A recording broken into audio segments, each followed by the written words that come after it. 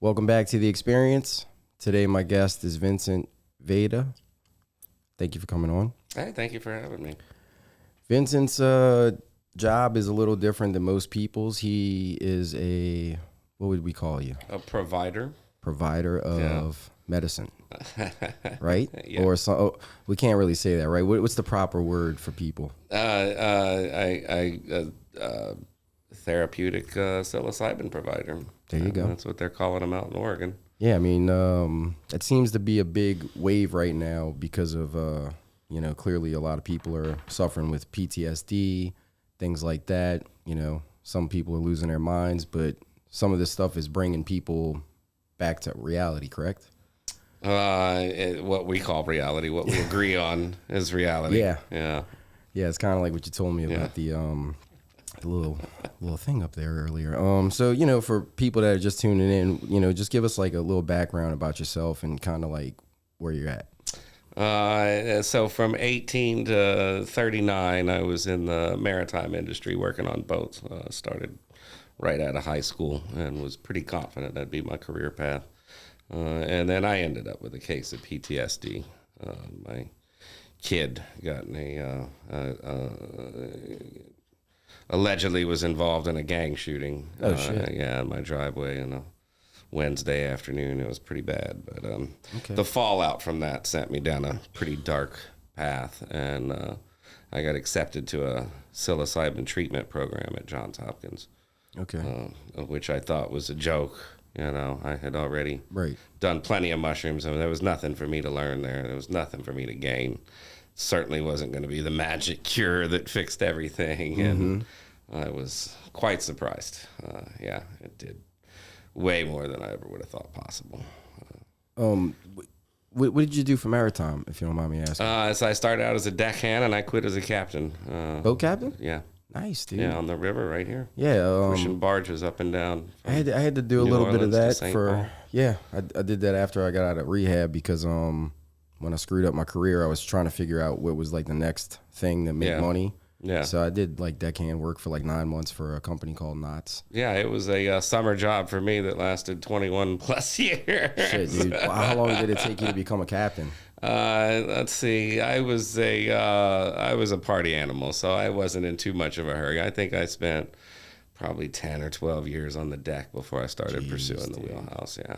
That's a rough life. Yeah, maybe even more. So the PTSD came from the incident with your son, not the so aftermath. much the stresses of the aftermath. The aftermath. Gotcha. Yeah, of him being accused of attempted murder. I brought him out to the boat to hide him for a little while, and it jeopardized my whole job, my license. You know, but I wasn't even thinking at this point. It was just get him somewhere safe, and then from the boat, he's your son, man. Took him out to California to hide him, thinking, this is all I needed to do. Get him on a weed farm out in California, and but the U.S. Marshals were at my house waiting when I returned, and they're like, "Oh, we'll take you or your son. We don't care." That's I call him up. Yeah, son. Apparently, we didn't think it through.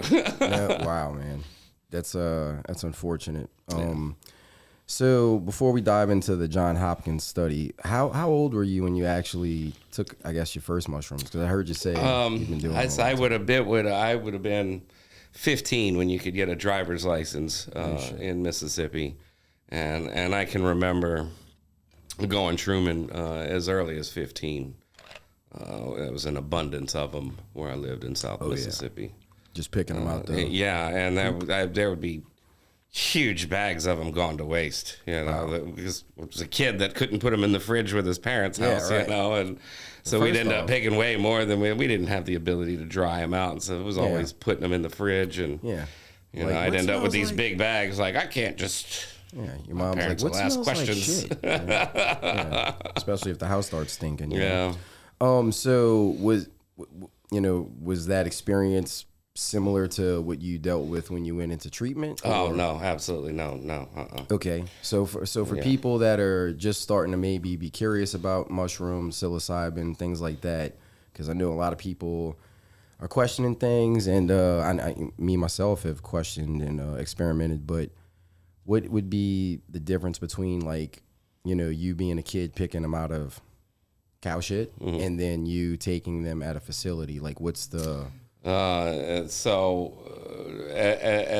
a kid, you know, I was taking them recreationally. Okay. I was taking them to see trees wiggle and talk to me and watch the yellow lines on the highway stand up and run off as I'm driving upon them at night. You know?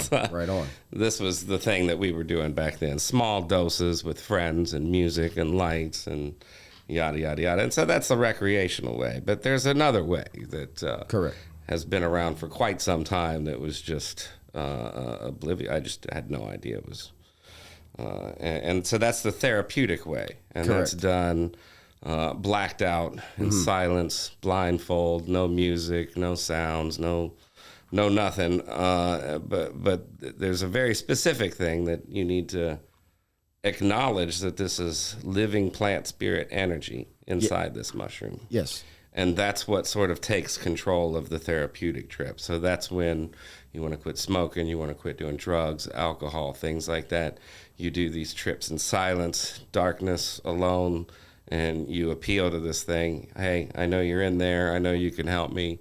You know, work your magic. Right. And when you block everything else out and you keep just your issue on the surface, that's what it's going to go for.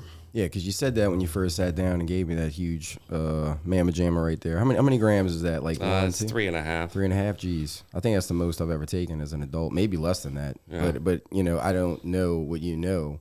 But to me, that would seem like a lot. But you said...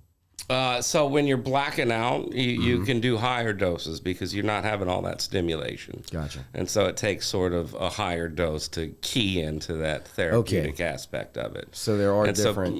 So people always, you know, when they see me eating these big, huge mushrooms on my YouTube videos and whatnot, you go crazy. But yeah, I'm doing it in the dark. I'm doing it in silence. I'm, Right. you know, blocking everything else out. Right. They don't even understand what you know. So I guess like let's dive into that. You had to sign up for this case study, and what was this case study? So I'm still unclear as to how I got the invitation. It was an invitational study that came after I tried to overdose, actually. Okay. And like a week later, I just ended up with this little invitation questionnaire. And I assumed it came from all the research I was doing on depression and stuff like that on my Google searches. I think that maybe had some kind of, what do you call it? Algorithm? That was looking for people like that. And so, it was a 2-part study at the Center for Consciousness Studies in Johns Hopkins. And the first one was enough. What was the first dosage? It was a 5-gram dose. Okay. It was done in a living room setting. They sort of had a hospital room designed like a living room. Holy shit! A piano and a couch, and they had a little 2-way window on the wall. Huh. And the first one was enough. Like I was at that time on like walk us through it. Like what do you do? You gotta. Earlier you said you don't do any. No smoking, no drinking, no drugs before tripping, or like while tripping, or like when you said earlier. Wait, what was that? Like before you did this mega dose, right? Yeah. Like just like when you do plant medicine for, you know, all the other stuff that you got to do, bufo, combo, ayahuasca. You're supposed to detox for like. Is that what you meant earlier? No, what I was saying earlier is when I was before this trip, I was on all the drugs. Oh, gotcha. Yeah, cigarettes, 2 packs a day. Yeah, I thought you meant you stopped all that before. I stopped it all the very next day. Okay, so when you went into this treatment, you physically were still doing all X, Y, Z. Everything. Everything. Okay. Just putting out a cigarette on the way in. Yeah. And the very next day, I was so blown away. I look at this pack of cigarettes and I didn't identify as a smoker anymore. I don't do this. Huh. What are these here for? It rewired so much. I didn't. After 2 packs a day. Yeah. 2 How packs many years? a day. No, ever. I mean, I had quit for a brief period in my 20s, but for the most part, I was a lifelong smoker. How long did that physical trip last in that facility for that day? It was a 4 or 5 hour thing. The first one, with the lights off and all that. Yeah, it was a dark room and you had a blindfold. It was Okay. sort of a dim lit living room setting, like what you would expect to see in somebody reading in their living room at night. Just a dim light, but the blindfold blocked it all out. Have you ever done like deprivation tanks, like the saltwater tanks, the floating tanks?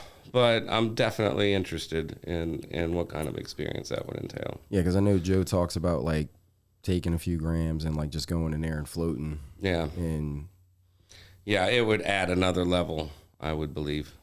So I guess in that study, they're trying to recreate that, right? No, this particular study, they were looking for bad trips. They were looking for you to do one trip under their circumstances and then one trip under your own. Okay. Looking for bad trips specifically because they don't have any idea why trips go bad. Okay. What causes them to go bad. And so that was sort of the base. We'll give you this trip, our way, and then you take this and go do it your way and report back to us for 6 months. Okay, so what happened after you did the first trip? What was it like a little bit? Just like, the blindfolded one. Yeah, so it was mind-blowing. It started me out as a little particle of light way across the galaxy, and I went through all the stages of life until I got to planet Earth, and then it just showed so much undescribable stuff. But the moral was I was suffering PTSD from thoughts. The thought that my kid was going to get convicted of murder, and I was never going to see him again, or die in a gang shooting. And so I'm at home suffering that every time a car slows down in front of the house, this is the police coming to tell me I need to come ID my kid at the morgue. Right. Meanwhile, he's on bond, doing whatever, having fun. Yeah. He's not at home trying to kill himself. Right. Only I am. Yeah, you're stressing. And all because of a thought. There was nothing physically wrong with me. My physical body was completely fine. I was on unemployment from coronavirus. It was like money coming. There was no reason for me to stress anything. And so it sort of separates the thought from yourself. And it points out this is what's killing you. And it just fizzles away. And it's shocking. I'm 39 years old. Like, how do I not know that I'm not doing this to myself, And it just, here it comes again, this driving thought, that everything's horrible, and it fizzles away. And you're sort of in a position where you can watch this display. Just the thought comes out and then fizzles away. This is what's, no. And that's when you can kind of take control and say no more, And that's what was happening on that first. Yeah, that was the first trip.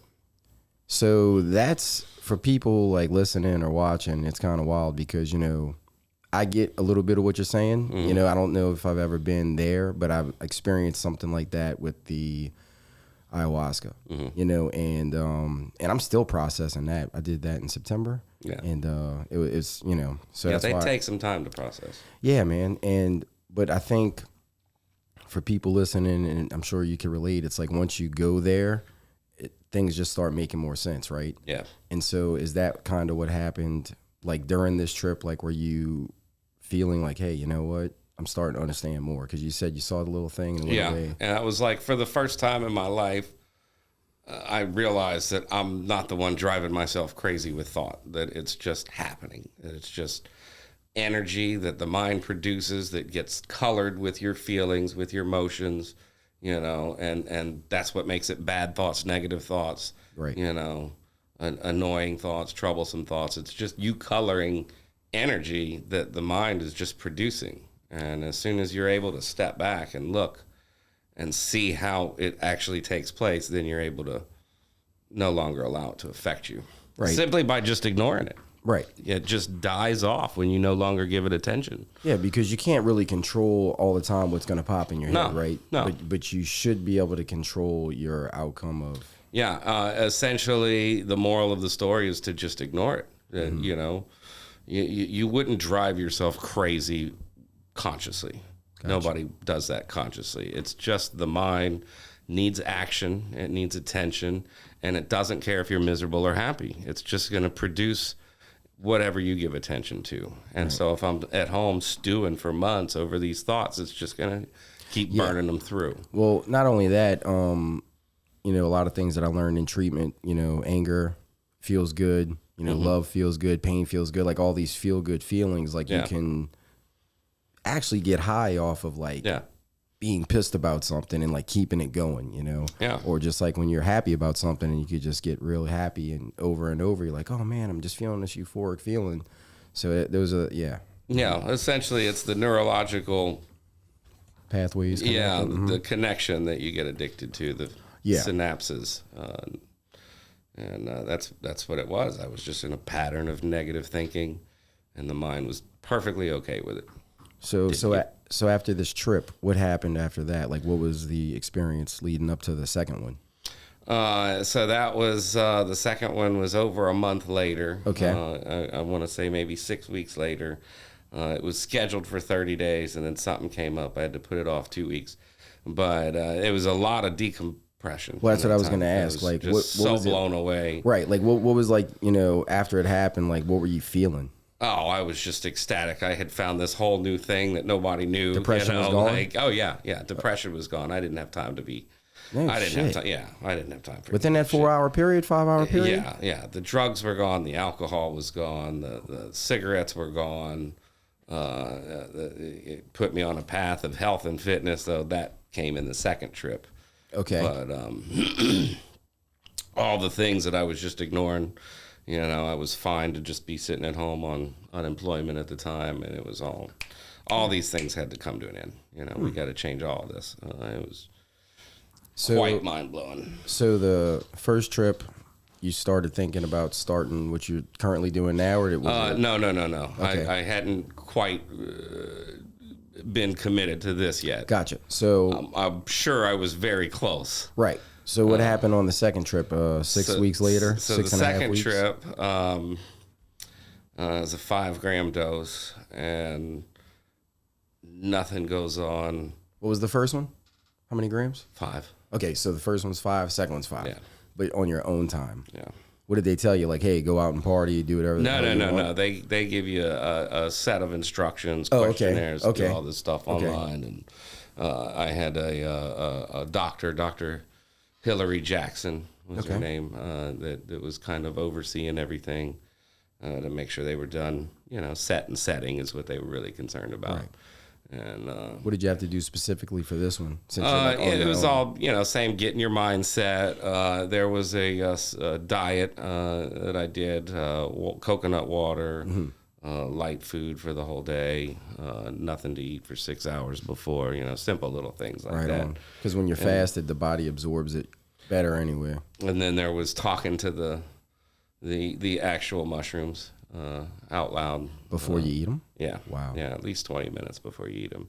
And spend some time with it and tell it, you know, you love it, you're grateful to it, bring these positive emotions in to your setting. I really appreciate you being here, you know, thank you for being. And these are kind of the emotions you want to dredge up so that you have a good positive trip. And so I did everything the way it was supposed to go. And so nothing's happening. And I've got the blindfold on, but there's a shadow on the wall, and I keep wanting to peek. And there's nothing about this shadow that's like a ghost or anything, but and I keep peeking, and I don't feel anything from the mushrooms. But I keep wanting to peek at this shadow, and then I give up. I'm on the couch, and I roll over, and now I'm looking at my shadow on the back of the couch. But there's something different about it. It's just, I keep putting this blindfold on and taking it off, and that Peter Pan shadow. Yeah, and I got really frustrated because again, through this, hours and hours are going by, and I feel absolutely nothing. Oh wow. Yeah. So like way over like 3 or 4 hours, and I'm getting really mad. Huh. Okay. And so a lot of what produces these phenomenal trips is the energy of anticipation. Anticipation is its own sort of energy, and that's what this thing really feeds on. And so it's building this anticipation through this whole, nothing's happening, and I'm getting mad, and I'm getting furious. So the plant actually can like sense your anxiousness? Yes. What? Yes. You're feeding this thing energy. Everything in the universe is energy. That's Einstein 101. There's no matter. Correct. And so essentially, if a mushroom grows in the forest inside a decaying animal, turns that decaying animal into nutrients for the forest, it recognizes that animal as negative energy that needs to be decomposed. It sees no difference in negative thoughts, negative opinions, negative behavior patterns. Negative energy is negative energy as far as the mushroom spirit is concerned, and it's just going to do its job when you eat it. It's going to try and find a way to decompose that negative energy, turn it into nutrients. Its job is to get rid of the bad, right? Yeah, and so it knew I needed, some anticipation, and it built it up through this whole thing. And then I get told this, get off the couch into downward dog. I'm 320 pounds at the time. Wow.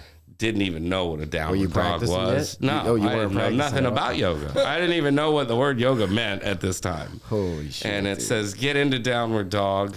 And I just sort of slither my fat ass off the couch. And I get into what's probably the worst downward dog that anyone's ever seen. I'm sure it looks nothing like a, And then it told me to get into meditation position. And I got into meditation position. And then this blinding white light entered. Blinding. And all it told me was do yoga and meditation. And everything will work out from there. Wow. And that was it. Yoga and meditation was it. It held me in this white space. And so I opened my eyes. It's so blinding that I opened my eyes. I got the blindfold off. And that's when I really freaked out because the white light was in the room also. I was like, oh, wait, you're supposed to be on the inside. But it was there whether my eyes were open or closed. Huh. And so it held me there for about 30 minutes. And I was crying. I was so damn emotional over it. And so, put me on yoga and meditation. And it was that trip that I said, from here on out, I'm into mushrooms. There's no more getting on a boat. Yeah. How old were you at this point? I think 39. Oh, shit. 39, 40. Yeah. And so you went from being a boat captain to what at this point? Because I went and got a little job at a convenience store right down the street for $8 an hour, 30 hours a week. Made almost no money, but it allowed me to be at home growing. Right. So I could learn to grow. And then from there, I learned to farm. I had some fields out in Lafayette, Louisiana. Okay. And so I went into farming them. And then all the while, I had friends that I would sort of give these little experiments, do it this way and tell me what happens, do it that way and tell me what happens. And so when I got good at growing, got good at farming, then I moved on to Alaska to study shamanism. Why Alaska? It came up all of a sudden. It was the work of the mushroom spirit. They called me in to testify against my kid at his attempted murder trial. And and so I'm pretty terrified. I think I'm either going to have to make a case for self-defense, and then I put him at the scene of the crime, which so far no one has done. Okay. Or I stand mute, and then it looks really suspicious because he hasn't given a statement either. Okay. And we pull up at the courthouse, and we get a parking spot in front of the door that should have never been available at that time. And I have a picture still on my phone today, my kid doing his tie, and he looks out the window. He says, hey, look, Dad, mushrooms. Everything's going to be okay. And there's a trail of mushrooms going from the car to the courthouse door, just in a path. So I take a picture of these mushrooms because I think in my mind, this is only going to go one of two ways. I'm either going to try and make self-defense or stand silent. And I don't know what I'm going to do until we get in there. And that's the only options. There's no other way around it. Gotcha. But there was. His lawyer didn't show up. Yeah. And so they had to reschedule the court. He went rogue. Not silent. And when he rescheduled, the judge says, we'll reschedule this for September 20th. And I'd smack the hell out of my kid. I said, holy shit, son, that's International Mushroom Day. That's the day I did my Johns Hopkins treatment. Oh, wow, dude. I'll never forget that day. I said, you're right. It is going to be okay. So I asked the judge, I said, Your Honor, are you going to have to re-subpoena me? He says, yeah, we'll re-subpoena you. I said, okay. So then it became about getting as far away from Louisiana as possible. No shit. And so I found a shop in Alaska. Wow. And shot out to Alaska with a duffel bag full of mushrooms. I went through the Baton Rouge airport like it was nothing. Yeah, man. And I started doing a lot of therapeutic trips up there. That's where it really kind of took off. Were you able to get in touch with someone that was a practicing shaman up there, or how did you so I was already in touch with some folks from the East Institute, Jeff and Lena Franklin, wonderful friends of mine. Okay. And they're world-renowned shaman. They had already contacted me a couple of years prior about what I was doing, and so they were kind of guiding me along. They had their own programs, retreats and whatnot. And so they were kind of my guides until I got to Alaska, and then the guide became the mushroom, and books that I would read. But essentially, I had access to a lot of people with a lot of problems up there. Wow. That were just, their problems were so bad. You take these, do it this way, and they would just go. I didn't have to even look. They would just come knock on my cabin door. Right. Hey, I heard you're the guy that can help with this. And, really? Yeah. So how at this point, when you got up to Alaska, how long were you studying and practicing per se? I would say 3 years around, probably. Wow. Yeah. So probably 3 years. I spent about a year growing, about a year farming, and yeah, sometime after that year, I went back to work. I was at that little convenience store about that long. Wow. Did you complete the training, or how? So I consider myself to just be barely scratching the surface of these things. As far as what they're capable of, and I've had a lot of good trips, a lot of rewarding people. Have had some breakthrough experiences, life-changing experiences, but I still consider myself to be barely scratching the surface on these things. Right. Well, that was going to be like my next question. Like, are mushrooms really considered like medicine? But clearly you've been kind of proving that to us since. Well, so essentially, in Eastern philosophy, the mind is responsible for the overall health of the body. Okay. And so if you keep the mind functioning at its best, it's going to take care of the rest of the system. And so if you're in a pattern of unhealthy behaviors, unhealthy act, if you rewire that sort of. That makes sense. Your body's always producing healthy new cells constantly. Yeah. But if they fall into a pattern of unhealthy behavior, they just sort of stick with that consistency. The mushrooms can come in and sort of rewire all that things. And now don't go here, go there, Okay. I don't know how to explain the... Well, I was going to get to that because, with my experience with the ayahuasca ceremony I did last September, they basically want you to, they suggest that you go on a strict diet because there is, I forget what's the proper name. It's a weird,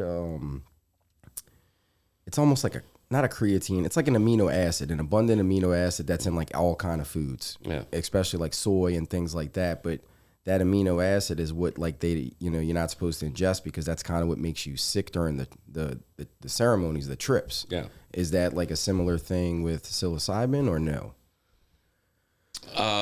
So I suggest a diet, but it's more of a surrender to the plant spirit, to have your body just pure, clean and pure for this experience. Right. Yeah. Have you ever done like ayahuasca or any of that stuff? I have not. I've done a lot of DMT. Okay. I have not done the ayahuasca, not in the way that.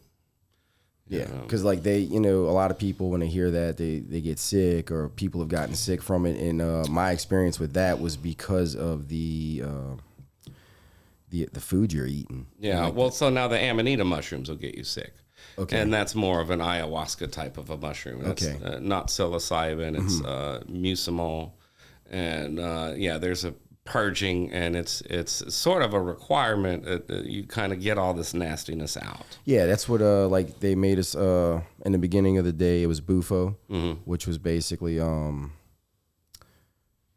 medicine that it's a frog medicine. I don't even know what's the best term to describe it, but it definitely makes you like just throw up everything bad. Yeah. Purge yourself. Yeah. But this is like 2 weeks of dieting and then that. Yeah. And then no, I'm sorry, it's not Bufo, it's combo. Bufo is like DMT. Yeah. Sorry, totally got those backwards. But you do the combo first, and about 5 hours later is when you're ready to accept the plant medicine, the ayahuasca. And then my experience like you had, dude, it was like usually kicks in like an hour or two, but nothing would happen for like 2.5 hours. And I was like, man, the hell's going on? And like, you know, they were like, all right, well, we'll give you some more. And I was like, well, I don't want to overdose. And they're like, you're not going to overdose. It's like my first time ever doing this shit, man. And I was like, it took me 8 years to even think about doing this. And they gave me the DMT pen, you know, the shaman's like in my ear talking to me. I hit that, you know, another dimension. And then right after that happened, I'd say about like 5 minutes later is when it kicked in. And then it was like an all night therapy session. Yeah. It's like 20 years of therapy in a night. Yeah, man. Yeah, it'll get rid of some stuff. Well, you know, for people that don't know, we are going to have you back on for part 2 of this episode. Right? Yeah, so we're going to have you back on for part 2 because we're out of time today. Oh, I'm looking forward to it. And that way you could explain to people everything going on. And because I know you were explaining a lot of stuff to me the other day on the phone, but it's like, you know, I still want you to kind of go into some of the science behind it to get people to understand. And so we'll see y'all next week. We hope you like this episode. Please like, share, and subscribe. And we will tune in at 11 a.m. next Saturday. And don't miss it.